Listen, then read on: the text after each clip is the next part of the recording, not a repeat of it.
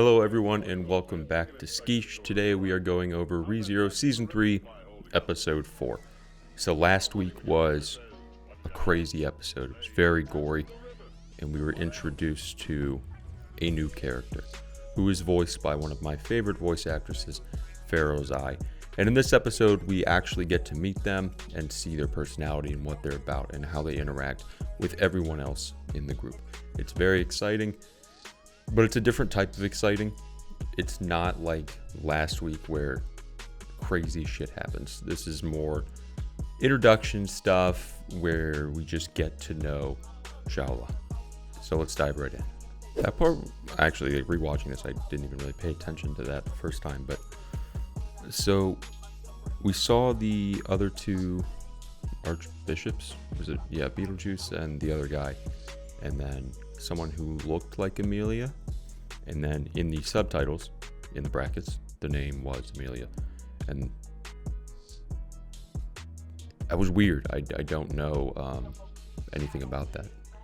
It's just kind of funny because, like, the first time we met Shaula, she had killed the giant soulless boss looking demon thing, and we actually get to see their interaction right now, and she comes off as intimidating right off the bat, but what you see here, it's just not at all. She's goofy. She's just super goofy.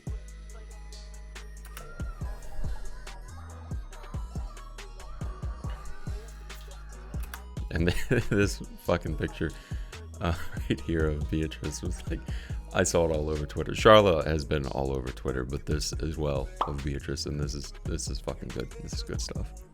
And Amelia, being cute as always, kicks Subaru a little bit. It seems she's a little jealous of Shaula. They really chose the perfect voice actor for Shaula. This is like ideal. What I really like about this show is it can go from an episode like last week where nothing went right and it was just a bummer the whole time, to scenes like this that are just kind of fun, goof off, and silly. And it has a good way of working in the intense and the fun and goofy. See, I don't think I know or remember who Fugo is, so I'm gonna have to like look into that and see, because this had like no impact on me, and the music went dun, and it seemed like everyone was a little startled.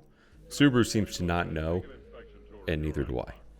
Okay, so if you didn't pick up on already, they are in the tower that they were trying to get to currently, so they've made it to their destination. I gotta go back. 1 second. This episode we got like quite a few stellar pouts. This makes it all worth it. Boom. Two really awesome pouts from Shaula. So this tower is, well, she said the name for it was just a placeholder. So basically what it is, from what I'm gathering here, is a big library where I'm assuming there's just tons and tons of knowledge that explains a lot of things about the world. Explains a lot of things about the world that they're in. The room that they're in is this special healing room that is run by a spirit. And, you know, the whole point of them coming here was to try and find a way to wake Rem up. Rem. Fuck, they're confusing. The whole point of them coming here was to try and wake Rem up, and this spirit cannot do that because she isn't technically injured. She's not hurt in any way. She just has like, I want to say it was like a curse put on her, so it can't do anything about that.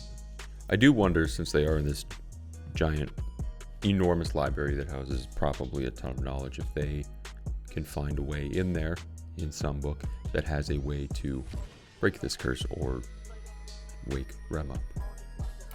That is one thing I thought about as well going into this episode. You know, Shaula comes off as very happy, giddy, silly, goofy, because she thinks that Subaru is her master and this person that she's known for a long time. But Subaru, from what I'm led to believe in this conversation right here with Beatrice, is not. So what is she going to do when or if she finds out that he is not who she thinks he is? And she's strong, like really fucking strong. So that probably won't go over too well with the gang here. That was kind of a big brain move from Subaru. So he told her on his orders of her believing that he is who she thinks he is, she is not to hurt him or the group. But the question is now, do those orders stand if she finds out that Subaru is not who she thinks she is? So while this is a good protection for now, will this hold up in the future if she finds out the truth? You can kind of see the guilt on Subaru here. She's so excited to have this person back, and he is not it.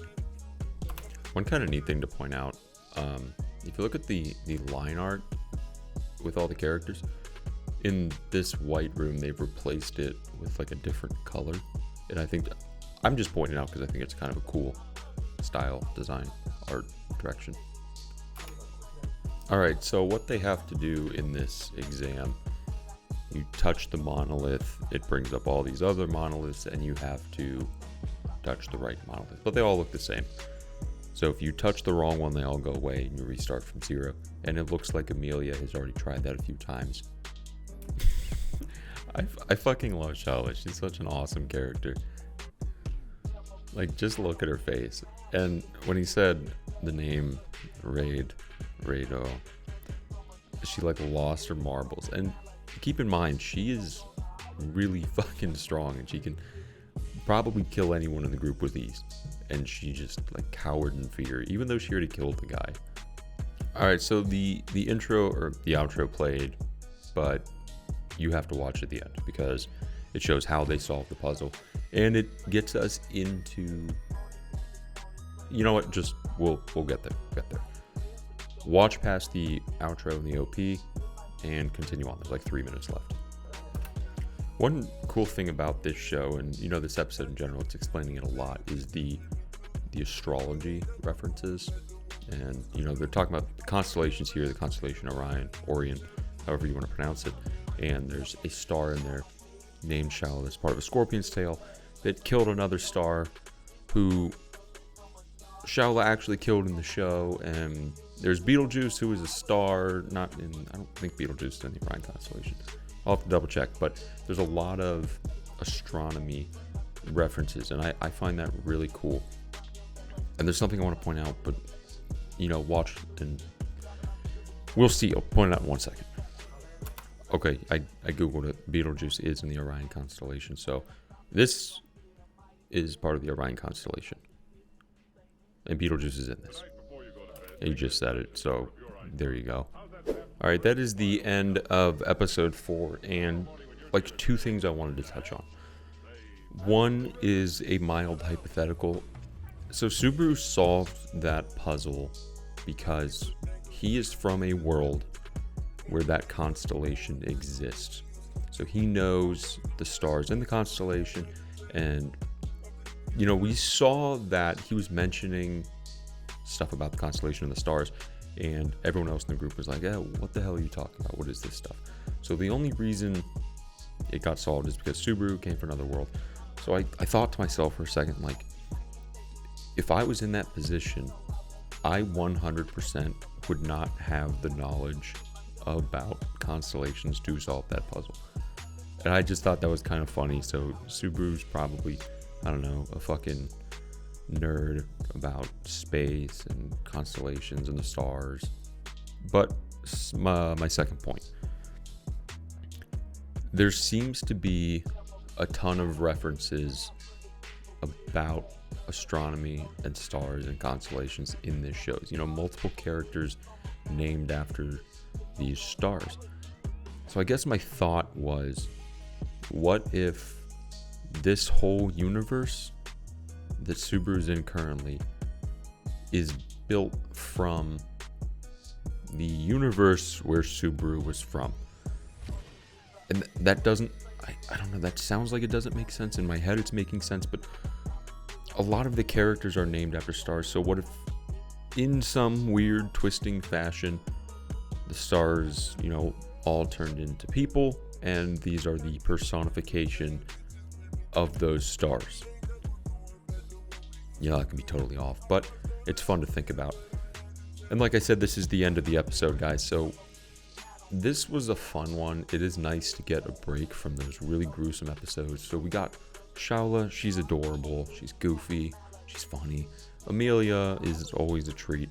And it's fun to just see banter between the group. This was a nice refresher.